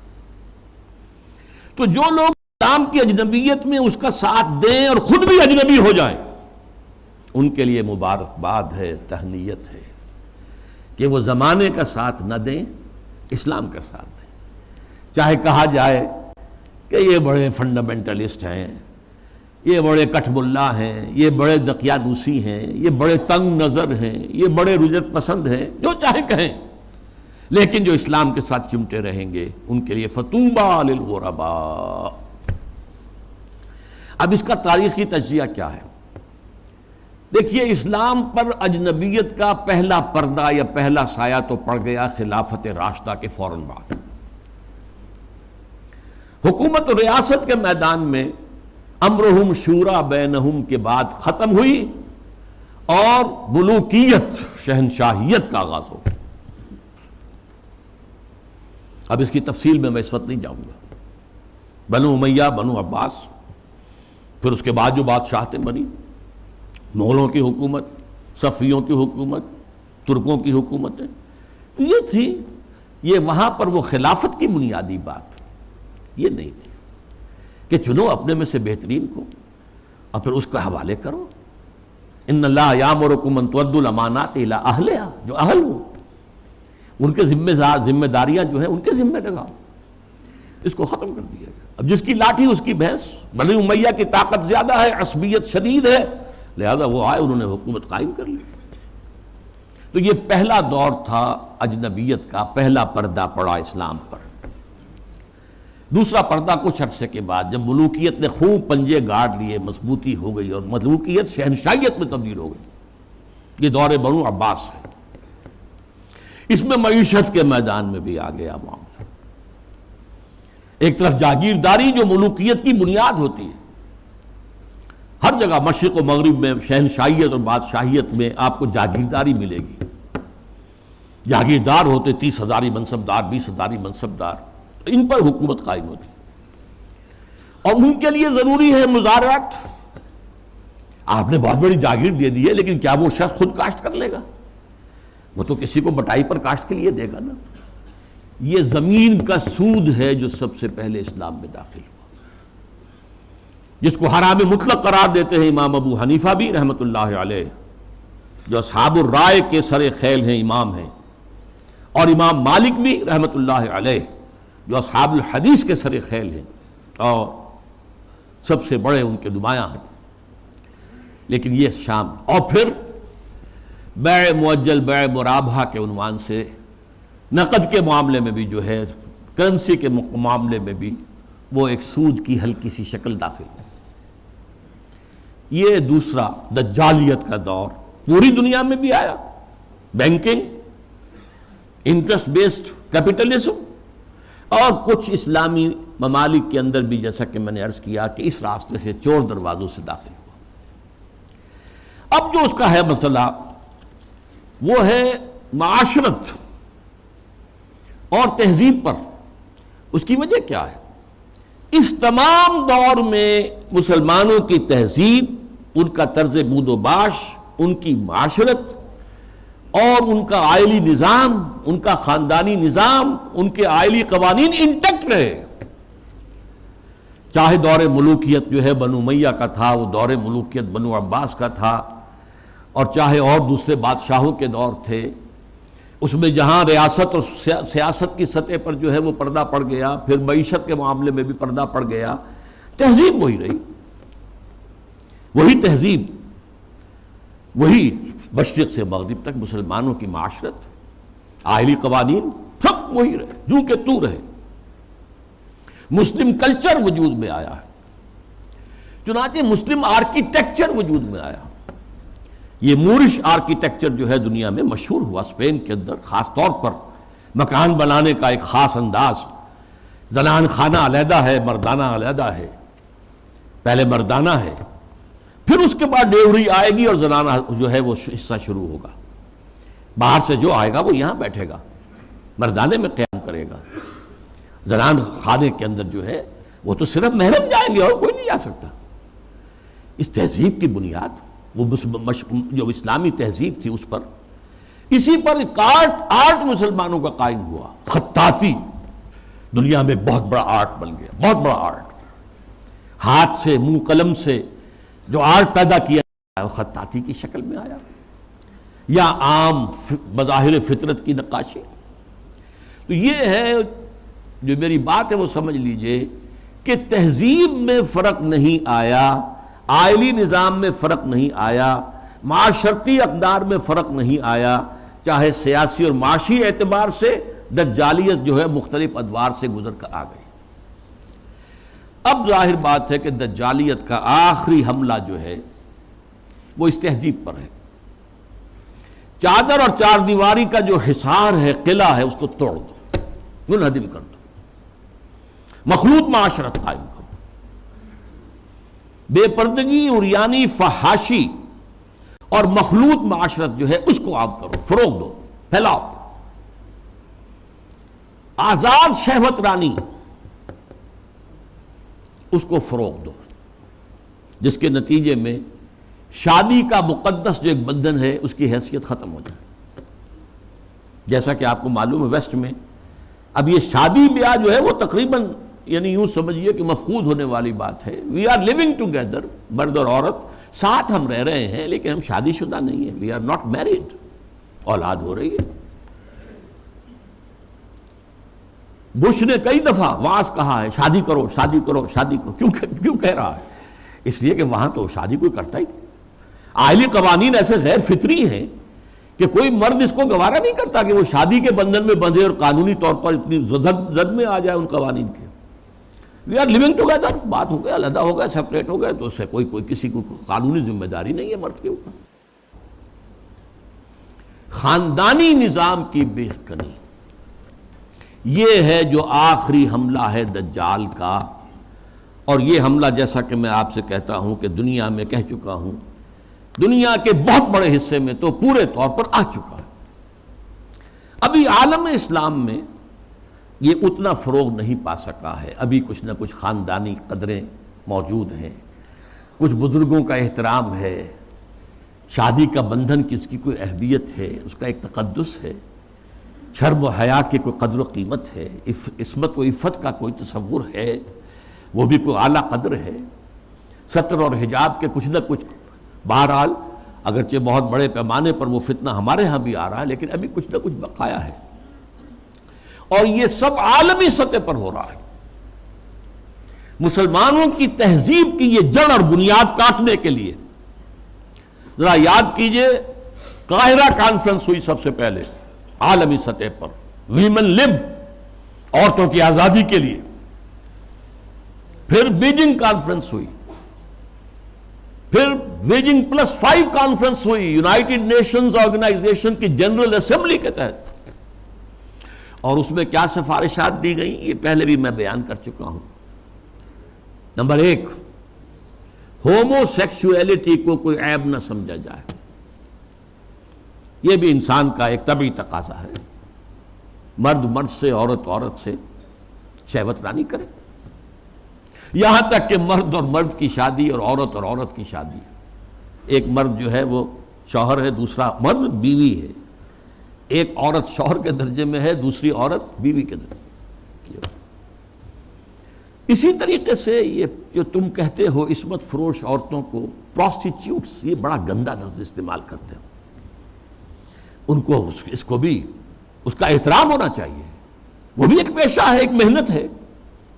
لہذا انہیں کہو سیکس ورکرز، محنت کش، جنس کی بنیاد پر محنت کرنے والیاں. آخر کوئی شخص مزدور کام کر رہا ہے، وہ اپنے جو مسل پاور ہے اسے استعمال کر رہا ہے اور پیسہ کما رہا ہے. تو ایک عورت نے اپنے جسم کے ایک اور حصے کو استعمال کیا ہے اور پیسے کما رہی ہے. تمہیں کیا اعتراض ہے؟ کیوں حقارت کی نگاہ سے دیکھتے ہو؟ پھر مرد اور عورت ہر اعتبار سے برابر برابر برابر، شانہ بہ شانہ. وراثت میں برابر کا حصہ. یہ کیا ہے؟ عورت کا حصہ آدھا مرد سے. یہ کیا گواہی عورت کی آدھی مرد سے؟ کیا تو کھیل برابر برابر. اور عورت اگر شادی کر کے تمہارے گھر میں آباد ہو جاتی ہے تو اگر وہ گھر کا کام کاج کرے گی تو اجرت لے گی اس پر، اس کو حق حاصل ہے. اور اسی طریقے سے اگر وہ پریگننسی کی مصیبت جھیلتی ہے اور چائلڈ برتھ کی تکلیف اس پر بھی اجرت طلب کر سکتی ہے شوہر سے. اور نمبر 3، اگر ہم بستری کے لیے مرد جو ہے اصرار کرے جبکہ عورت انکار کر رہی ہو تو اس کو بھی ریپ کہا جائے گا، زنا بالجبر کہا جائے گا، میریٹل ریپ. یہ شادی کے اندر بھی ریپ کا تصور ہے.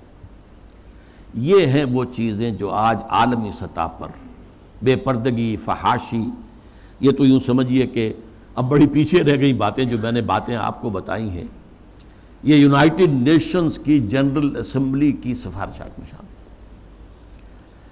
اب دیکھیے، شریعت کا ہمیں معلوم ہے کہ دار و مدار یا اساس یا بنیاد جو ہے 2 چیزوں پر ہے. بنیادی 2 اضافی چیزیں بھی ہیں، لیکن جو بنیادی ہیں سب کے نزدیک قرآن اللہ کی کتاب اور سنت اللہ کے رسول کی. یہ سارے قوانین کا جو استنباط کیا جائے گا وہ ان 2 چیزوں سے. 2 اضافی چیزیں کیا ہیں؟ اجماع اور قیاس، اجتہاد. لیکن بنیادی 2 ہی ہیں، قرآن اور سنت رسول. لیکن خاص طور پر جب تہذیب کا معاملہ آتا ہے، تہذیب کے معاملے میں قرآن، سنت رسول، اور سب سے اہم ہے رسول سے محبت، رسول کی تعظیم. وہ مرکز ملت ہے دائم اور قائم ہمیشہ کے لیے. مرکز ملت وہ ہے اللہ کا رسول ہے صلی اللہ علیہ وسلم. ان کی تعظیم میں کمی ہوگی تو دین کی جڑ ختم ہو جائے گی، تہذیب ختم ہو جائے گی. ان کی اطاعت ہی نہیں، اتباع. ان کا اتباع اگر نہیں ہوگا تو تہذیب اسلامی نہیں رہے گی. پھر میں آپ کو اقبال کا شعر سنا رہا ہوں: مصطفیٰ پر اساں خیش را کے دی ہماؤست، اگر برو نہ رسیدی تمام بو نہ بیست. یہی وجہ ہے. دیکھیے، ویسے تو یہ مضامین سورہ حجرات کے درس میں نے تفصیل سے بیان کیے ہیں. مرکزی شخصیت جو ہے ہمیشہ کے لیے امت مسلمہ کے اندر. باقی چھوٹی چھوٹی قیادتیں ادھر ادھر، کوئی پاکستان میں قائد اعظم بن گیا، کوئی بونگ بندو بن گیا، کوئی اور جو ہے وہ سکارنو جو ہے وہ لیڈر بن گیا، یہ ہے سب. لیکن اصل لیڈر، اصل شخصیت، مرکزی شخصیت پورے عالم اسلام کے اندر وہ محمد رسول اللہ کے صلی اللہ علیہ وسلم. ان سے محبت، ان کی تعظیم، سوء ادب بھی نہ ہو جائے. ان کی آواز سے اوپر اپنی آواز کہیں کر دو گے تو سارے اعمال حبط ہو جائیں گے. یا ایھا الذین آمنوا لا ترفعوا اصواتکم فوق صوت النبی ولا تجهروا له بالقول كجهر بعضكم لبعض ان تحبط اعمالكم وانتم لا تشعرون. میں تفصیل سے عرض کرتا رہا ہوں کہ صحابہ کے دور میں تو مطلب تھا حضور کی آواز سے اونچی آواز کر کے بات کرنا. اب کیا ہے؟ حضور کی بات کے مقابلے میں اپنی بات لانا. حضور نے تو یہ کہا لیکن میری رائے ہے. واہ! اگر آپ نے مان لیا کہ حضور نے یہ فرمایا ہے تو پھر آپ کون ہیں؟ یہ تمام اعمال صالحہ، ساری تمہارے کرتوت جو بھی تم نے کمائی کی ہے سب ضائع ہو جائیں گے، تمہیں پتہ بھی نہیں چلے گا. بھائی میں نے کوئی گناہ کبیرہ تو نہیں کیا، میں نے کوئی اور نہ زنا کیا، نہ شراب پی ہے، نہ کچھ اور کیا ہے. انتم لا تشعرون، تمہیں شعور بھی نہیں ہوگا، اور تمہاری ساری جو بھی اب تک کی کارگزاری ہے، تمہارے اعمال ہیں، وہ سب ہبط ہو جائے۔ اب دیکھیے اس پر 2 pronged حملہ ہو رہا ہے مغرب سے۔ نمبر 1، محمد صلی اللہ علیہ وسلم کی شخصیت کو مجروح کر دو۔ یہ کام پہلے بھی ہوا ہے، لیکن یہ بڑے مصنفین کی کتابوں میں ہوا، بڑے محدود پیمانے پر ہوا۔ اب جو ہوا ہے آپ نے دیکھا توہین رسالت کا معاملہ، اور جتنے بڑے پیمانے پر حضور کے کارٹون بنا کر شائع کیے گئے، انہوں نے دیکھ لیا ہے، ٹھیک ہے، عالم اسلام کا رد عمل کیا ہے؟ کوئی جلوس نکل آئے، کوئی توڑ پھوڑ ہو گئی، کوئی اپنا ہی بگاڑا، ہمارا کیا بگاڑا؟ اس اعتبار سے غور طلب بات یہ ہے، ایک بار جو ہے کاری کیا ہے انہوں نے، اور دیکھ لیا ہے کہ ہے کوئی تھوڑے سے لوگ ہیں، کوئی دقیانوسی ہیں، کوئی جذباتی ہیں، ویسے بھی وہ لوگ عام طور پر ان پڑھ ہیں یا مولوی ملاٹے ہیں، بس ان کا اثر انہوں نے قبول کیا ہے۔ کسی حکومت نے کوئی قدم اٹھایا؟ اس نے نہیں۔ حضور کی شخصیت کو بس کر، اس کا ایک بہت بڑا مظاہرہ یورپ کے کتنے اخبارات نے وہ شائع کر دی، اور کسی طرف سے کوئی معذرت نہیں۔ اور دوسرا معاملہ یہی ہے کہ حدیث کا استخفاف کرو، اور سنت رسول جو ہے وہ اس کی حجیت کو ختم کر دو۔ اب دیکھیے اس پر جو ہے تفریق بین اللہ والرسل، اس کی پشت پر پورا عالم مغرب ہے، یہودی بھی، عیسائی بھی، اور سب سے بڑھ کر عالمی میڈیا، اس سے بھی بڑھ کر civil supreme power on earth, the United States of America, وہ اس کی پشت پر ارب ارب ڈالر خرچ کیے جا رہے ہیں این جی اوز پر، اور ان این جی اوز کا کام کیا ہے؟ مسلم تہذیب کی بیخ کا نہیں۔ یہ جو ہنٹنگٹن نے کہا ہے کہ یہ ذرا لوہے کا چنا ہے، اس کو چبانے کے لیے ذرا لوہے والے دانت ہی چاہیے، ان الحدید بالحدید یفلح، لوہے کو تو لوہا ہی کاٹ سکتا ہے۔ نظام تعلیم کے اندر بنیادی تبدیلیاں کر دی گئی۔ پھر آغا خان فاؤنڈیشن کو امتحانات اور نصاب وغیرہ کا معاملہ ان کے حوالے کر دیا گیا۔ یہ سارا کیا ہے؟ یہ امریکہ اور دوسری طرف عالم اسلام میں جو اس کے پٹھو بیٹھے ہوئے حکمران، پوڈلز، روشن خیالی کے نام سے اور اعتدال پسندی کے نام سے جو پرچار ہو رہا ہے، جو ایوان صدر سے پرچار ہوتا ہے، حکومت کی سطحوں پر، مختلف سطحوں پر پرچار ہو رہا ہے، اور سب سے زیادہ یہ کہ اب میڈیا کے اوپر جو پرچار ہو رہا ہے، اور میڈیا کی جو پہنچ ہے اس کا آپ اندازہ کیجیے۔ اس کے ضمن میں خاص طور پر میں آپ سے ذکر کر دوں، جس طرح ہنٹنگٹن کا ذکر آیا ہے، ایسے ہی رینڈ کارپوریشن کی سفارشات چند مہینے پہلے وہ آئی۔ یہ سب سے بڑا ٹاپ کا تھنک ٹینک ہے امریکہ کا۔ اس نے تجزیہ کیا ہے، اپنے لوگوں کو بتایا، اپنی حکومت کو بتایا ہے کہ مسلمان سب ایک جیسے نہیں ہیں، مسلمان 4 طرح کے ہیں۔ نمبر 1 ہے فنڈامنٹلسٹ، جو اسلام کو صرف ایک مذہب نہیں سمجھتے بلکہ ایک سیاسی، معاشی اور سماجی نظام بھی سمجھتے ہیں۔ ان سے تو ہماری جنگ ہے، ان سے ہماری دشمنی ہے، انہیں ہر قیمت پر ختم کرنا ہی کرنا ہے، یہ فنڈامنٹلسٹ ہے۔ نمبر 2 پر ٹریڈیشنلسٹ ہیں، روایت پسند علماء، ان کے مدرسے ہیں، قال اللہ قال رسول ہے، انہیں نظام سے کوئی بحث نہیں ہوتی، تو یہ فی نفس ہی تو یہ کوئی خطرناک نہیں ہے، لیکن اگر کہیں یہ فنڈامنٹلسٹ کے ساتھ مل جائے تو بہت خطرناک ہے۔ اس کی وجہ کیا ہے کہ انہیں جو ایکسپوژر حاصل ہوتا ہے، ہر جمعے کو لوگ آ رہے ہیں کھچے ہوئے، کچے دھاگے سے بندھے ہوئے آ رہے ہیں، اور وہاں پر ان کو جلسہ مل گیا، گفتگو ہو رہی ہے۔ کوئی اور جماعت جو ہے، کوئی سیاسی جماعت چھوٹا سا جلسہ بھی کرے گی تو کتنے کھکیڑ بول لے گی، پوسٹر شائع کرے گی، کوئی ڈنڈورا پیٹے گی، کچھ اور کرے گی، اشتہار اخبارات میں دے گی۔ یہاں جو ہے کہ خود بخود ہو رہا ہے، کچے دھاگے سے بندھے آئیں گے سرکار میں، اور اکثر مسلمان آتے ہیں تو نہا دھو کر اچھے کپڑے پہن کر آتے ہیں، تاکہ ایک اچھے ماحول میں خوشبو لگا کر آؤ، تاکہ اچھا ماحول ہو، پسینے کی بدبوؤں سے طبیعت منغص نہ ہو جائے۔ تو یہ ٹریڈیشنلسٹ جو ہے، ان کا ایکسپوژر بہت بڑا ہے۔ اگر یہ فنڈامنٹل کے ساتھ مل جائے تو بہت خطرناک ہے. پھر انہوں نے اس پر مشورہ بھی دیا. ان کو ان کے باہمی مسلکانہ اور مذہبانہ جو اختلافات ہیں ان کے اندر لگائے رکھو، بھڑکاؤ ان کو تاکہ اور ادھر ادھر نہ دیکھ سکے. تیسرے نمبر پر اس نے کہا کہ ماڈرنسٹ ہیں، ایسے دانشور ہیں کہ جو اسلام کی تعبیر ایسی کر رہے ہیں اسلامی تہذیب کی کہ جو ہماری تہذیب کے ساتھ کمپیٹیبل ہے، جڑ جاتی ہے، مل جاتی ہے، وہ ہماری تہذیب کے لیے کوئی چیلنج نہیں رہتی، وہ تعبیر. یہ جو ماڈرنسٹ دانشور ہیں ان کی ضرورت ہے کہ ان کو سپورٹ کیا جائے، ان کی مدد کی جائے، اور خاص طور پر الیکٹرانک میڈیا میں ان کو ایکسپوجر دیا جائے. یہ نوٹ کیجئے، یہ ساری چیزیں جو ہو رہی ہیں، ڈانڈے کہاں مل رہے ہیں، کہاں سے آ رہی ہیں ہدایات، کس کی طرف سے پالیسی لائنز جو ہے فکس کی گئی ہیں.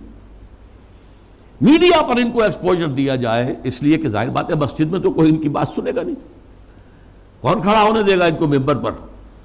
لہذا ان کے لیے ذریعہ جو ہے اس سے کہیں زیادہ وسیع اب ذریعہ ہمارے پاس میڈیا کا ہے، اس پر ایکسپوجر دو. چوتھے انہوں نے کہا کہ مسلمانوں میں بھی بڑی تعداد ہے جو خالص سیکولر ہو چکے ہیں، وہ تو ہمارے ہیں ہی ہیں. وہ سمجھتے ہیں کہ یہ نماز روزہ ہے تو بس انفرادی مسئلہ ہے، کوئی کرے نہ کرے، لیکن یہ ہے کہ اس کا ریاست سے، حکومت سے، قانون سے، تہذیب سے، تمدن سے کوئی راستہ نہیں. تو یہ چار کیٹیگریز میں سے یہ 2+2 ہو گئے. ماڈرنسٹ اور سیکولرسٹ تو ہمارے ساتھی ہیں، اور یہ فنڈامنٹلسٹ اور ٹریڈیشنلسٹ، انہیں ٹیکل کرنا پڑے گا. سب سے بڑھ کر فنڈامنٹلسٹ کو، جو اسلام کو ایک نظام سمجھتے ہیں، سیاسی، معاشی، معاشرتی نظام، اور اس کے بعد یہ کہ یہ جو ٹریڈیشنلسٹ ہیں جن کا کہ اثر و رسوخ عوام کے اندر ہے، تو ان کو جو ہے اپنے باہمی اختلافات میں الجھائے رکھا جائے. اب میں چند مثالیں آپ کے سامنے پیش کر رہا ہوں اس کے جو مظاہر ہیں. ظاہر بات ہے کہ وہ تو مثالیں تو بے شمار ہو سکتی ہیں، لیکن اس وقت میں چند مثالیں دوں گا. دیگ کا کہ چند چاول بتا دیتے ہیں کہ دیگ کا کیا حال ہے. ہمارے ہاں کے ایک بڑے ابھرتے ہوئے دانشور ہیں، انہیں اب بڑا مقام حاصل ہو گیا ہے، میڈیا میں بھی، سرکاری معاملات میں بھی، کونسل آف اسلامک آئیڈیالوجی میں، اور اسی طرح کے ایک اور دانشور ہیں کہ جنہیں بٹھا دیا گیا ہے سپریم کورٹ کی شریعت اپیلیٹ بینچ میں، وغیرہ وغیرہ. بہرحال وہ جو دانشور ہیں جن کا میں نے پہلے ذکر کیا، ان کی ایک بات سامنے آئی، یہ پردہ وردہ اسلام میں نہیں ہے، یہ کوئی مستقل حکم نہیں ہے، یہ تو ایک خاص زمانے کا کلچر تھا، کلچر ہے صرف، اس سے زیادہ اس کی کوئی اہمیت نہیں. یہ بات صحیح ہے کہ یہ کلچر ہے، لیکن یہ مسلم کلچر ہے، صرف اس زمانے کے لیے نہیں تھا، یہ ہمیشہ کے لیے کلچر ہے. اس لیے کہ ظاہر بات ہے جب اسلام آیا ہے تو عرب میں کوئی کلچرل ویکیوم تو نہیں تھا، ان کا اپنا کلچر تھا. وہاں وہ عریانی نہیں تھی جو آج ہے، نہیں تھی. عورت کا لباس ہوتا تھا پورا. باہر نکلتے ہوئے عورتیں اس دور جاہلیت میں بھی چادر لیتی تھیں، صرف یہ کہ چہرہ کھلا رہتا تھا. چادر جسے جلباب کہا جاتا ہے، بڑی سی چادر جس میں وہ لپٹ کر نکلتی تھی باہر. تو اس طریقے سے ایک کلچر موجود تھا. پھر یہ بھی تھا بند سنور کر نکلنا اور لوگوں کی نگاہوں میں کھبنا، یہ بھی عام تھا، اس کے اوپر کوئی پابندی نہیں تھی. مخلوط معاشرت تھی، یہ تھی. اب اسی معاشرت کے اندر اسلام نے تبدیلیاں کی. پہلی بات فرمائی وَقَرْنَ فِي بُيُوتِكُنَّ، مسلمان عورتوں، خواتین، تمہاری اصل جگہ تمہارا گھر ہے. بند سنور کر باہر نکلنا اور اپنے نسوانی حسن کی نمائش کرنا یہ ہرگز تمہارے لیے جائز. وَلَا تَبَرَّجْنَ تَبَرُّجَ الْجَاهِلِيَّةِ الْأُولَىٰ. اور دیکھو جب گھر سے نکلتی ہو، نکلنا پڑے ضرورت سے، بول تو تمہاری اصل جگہ تمہارا گھر ہے. نکلنا ہے تو بھی جلباب جو ہے، جلباب، اس کا ایک پلو اپنے چہرے کے آگے بھی لٹکا لیا کرو، نقاب کی شکل کے اندر، کہ چہرہ چھپ جائے. تمہارا جو نسوانی حسن ہے جس کا سب سے بڑا انڈیکس جو ہے چہرہ ہوتا ہے، وہ عام لوگوں کی نگاہوں میں نہ آئے. یہ سارے احکام کائے کے لیے دیے گئے. اس معاشرے میں ایک تبدیلی کی گئی. دوپٹہ وہاں بھی تھا، بخمرہن، جو سورہ نور میں آیا لفظ، خمار اوڑھنی کو کہتے ہیں. اوڑھنی ہوتی تھی اور عام عورت کام کرتے ہوئے وہ اس کو اپنی کمر کے گرد کس لیتی تھی، کمر کس کے، لہذا کام کرتی تھی گھر کا. یا پھر یہ کہ گلے میں ڈال لیا. سر کو ڈھانپنا اور خاص طور پر جو اپنے سینہ ہے، سینے کو اس کے کور کرنا، یہ نہیں تھا. اس میں کہہ دیا تم اپنا جو ہے سر بھی ڈھانکو، اور وَضْرِبْنَ بِخُمُرِهِنَّ عَلَى جُيُوبِهِنَّ، اپنے گریبانوں کے اوپر اپنی اوڑھنیوں کے بکل مارو، تاکہ جو عورت کا نسوانی حسن ہے اس میں ایک بہت بڑا حصہ یہ بھی ہے، اس کو مزید چھپاؤ. کرتا تو پہلے سے تھا، لیکن یہ وَضْرِبْنَ بِخُمُرِهِنَّ عَلَى جُيُوبِهِنَّ، یہ جو تمہارے خمار ہیں، جو تمہاری یہ اوڑھنیاں ہیں، ان کے ذرا بکل بھی مار لیا کرو اپنے اوپر.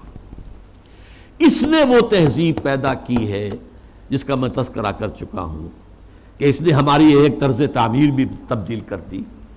مردانہ اور زنانہ معاملہ اور گھر بنانا، مورش آرکیٹیکچر خاص طور پہ دنیا کے اندر مشہور ہے، ٹاپ کے آرکیٹیکچرز میں سے. اور پھر یہ سارا جو نظام بنا ہے، اور یہ چلا آیا انگریزوں کے دور میں بھی نہیں ختم ہوا یہ. اور فرانسیسی کہیں گئے، کہیں اور گئے، کوئی اور پورچوگیز گئے، ڈچ گئے، وغیرہ وغیرہ، اطالوی گئے، لیکن یہ تہذیب کا جو یہ سٹرکچر تھا یہ قائم رہا، انٹیکٹ رہا. اب اس کے خلاف جو مہم ہو رہی ہے وہ میں آپ کو بتا چکا ہوں کہ عالمی سطح پر ہے. جیسے یہ پردے کے معاملے میں، یہ پردہ جو کہ میں نے ایک بڑی مفصل تقریر کی تھی، پردے 4 ہیں، ایک نہیں 4. پہلا پردہ جو ایک پورے کرٹن کی طرح گویا کہ ہمارے پورے معاشرے کے اندر تنا ہوا ہے، وہ سیگریگیشن آف سیکسز، عورتوں اور مردوں کو علیحدہ کرو، مخلوط معاشرت نہ. دعوت ولیمہ ہو رہی ہے تو ایک طرف عورتیں ہیں، دوسری طرف مرد ہیں، مخلوط نہیں. لیکن اب مخلوط بھی ہوتی، وہ تو جدید تہذیب جو ہے جیسے جیسے پھیل رہی ہے. اور کمال یہ کرتے ہیں کہ دولہا اور دلہن کو سجی سجائی دلہن کو لا کر جو ہے وہ وہاں پر اسٹیج پر بٹھا دیتے ہیں. بڑھ رہا ہے کینسر جو ہے وہ آگے سے آگے بڑھ رہا ہے. پہلا پردہ سیگریگیشن، ٹھیک ہے، کوئی کام کرنے کی پابندیاں نہیں ہے، تعلیم حاصل کرنے پر پابندی نہیں ہے، لیکن یہ کہ سیگریگیشن کے ساتھ ہوگا جو بھی معاملہ ہوگا. میں تفصیل سے کر چکا ہوں، وہ میری تقریر کے ویڈیو بھی ہیں، آڈیو بھی ہیں، وغیرہ وغیرہ، اور شاید وہ کہیں مضمون کی شکل میں میثاق میں چھپ بھی چکی ہو. اگلا پردہ کیا ہے کہ عورت گھر سے نکلے تو یا جلباب کے اندر لپٹی ہوئی ہو، اور یا یہ ہے کہ پھر اسی کی ایک شکل بن گئی، وہ لپٹی ہوئی بھی ہو، اپنے چہرے کے اوپر ایک اس کا حصہ پلو لٹکا بھی لے، اسی کی شکل بعد میں برقعے کی شکل میں آ گئی. آسانی ہو گئی. جلباب میں ہے تو آپ کا ایک ہاتھ جو ہے عورت کا وہ چادر کو سنبھالنے پر لگے گا، صرف ایک ہاتھ فری ہوگا.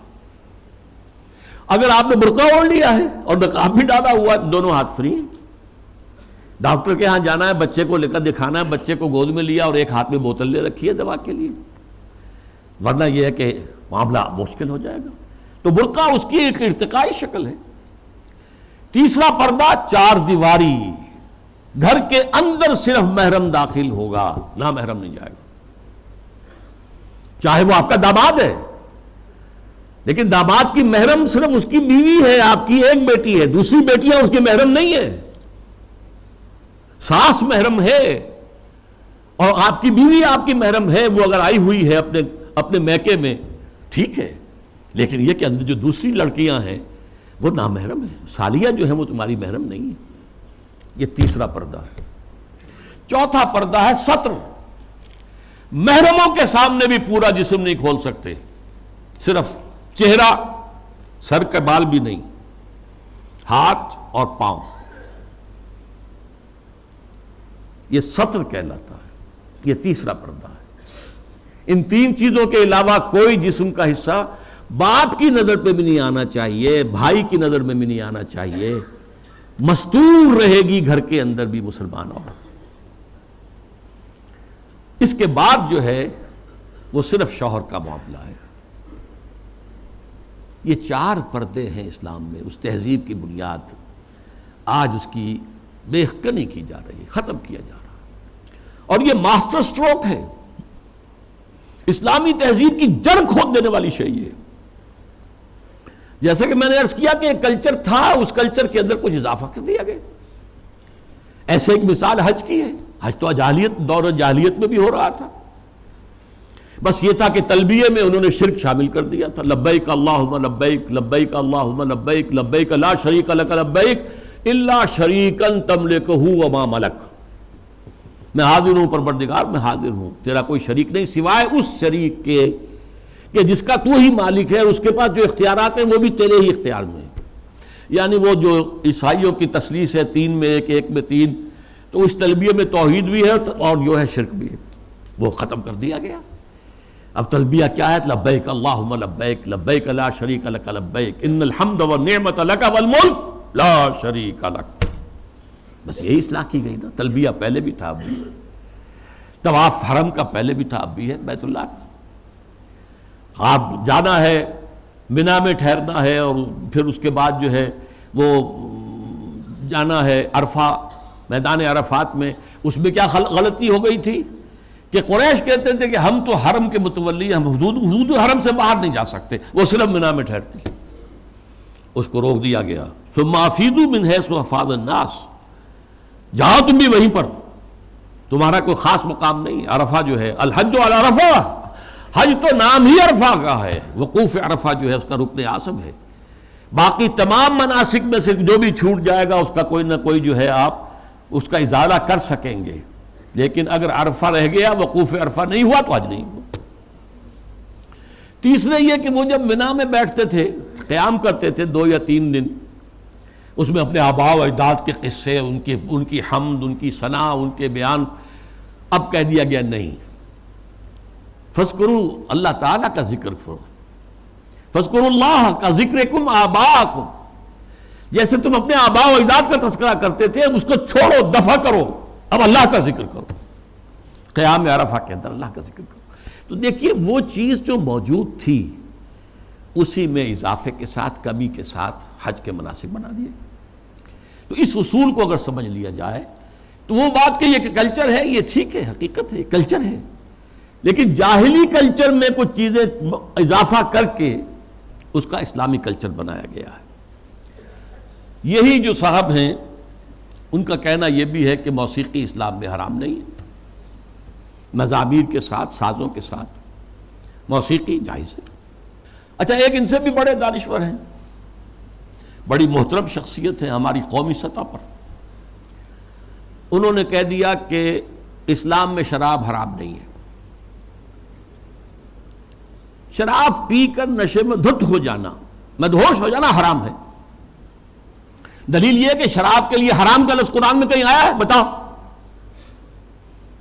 اب بتائیے ڈھٹائی کا کیا علاج ہے؟ قرآن شراب کو رجس من عمل شیطان قرار دے رہا ہے، شیطانی عمل، ناپاک. فاجتنبوہ کا حکم دے رہا ہے، اجتناب کرو اس سے، بچو اس سے. فہل انتم منتہون کی دھمکی سے باز آتے ہو کہ نہیں آتے؟ وہ کہہ رہے ہیں کہ حرام کا لفظ تو نہیں آیا، تو مطلقاً شراب حرام نہیں ہے. معاملہ کیا ہے؟ احکام حرمت شراب تدریجاً آئے ہیں، اس میں کوئی شک نہیں ہے. قرآن میں وہ آیت بھی ہے کہ اس میں کچھ نفع کا پہلو بھی ہے، لیکن اس کا جو نقصان دہ گناہ کا پہلو ہے وہ زیادہ ہے. سورہ بقرہ میں یہ بات فرما دی گئی، چھوڑ دی گئی بات. پھر کہہ دیا گیا نماز کے قریب نہ جانا جب شراب نوشی میں نشے کی حالت میں. اس کے بعد آخری حکم سورہ مائدہ کے اندر آ گیا. پھر یہ ہے کہ اسی پر اگر قیاس کریں تو کہا جا سکتا ہے زنا حرام نہیں ہے. کہاں کہا گیا کہ حرم علیکم الزنا؟ کہیں کہا گیا انما حرم اللہ الزنا؟ کہیں ہے؟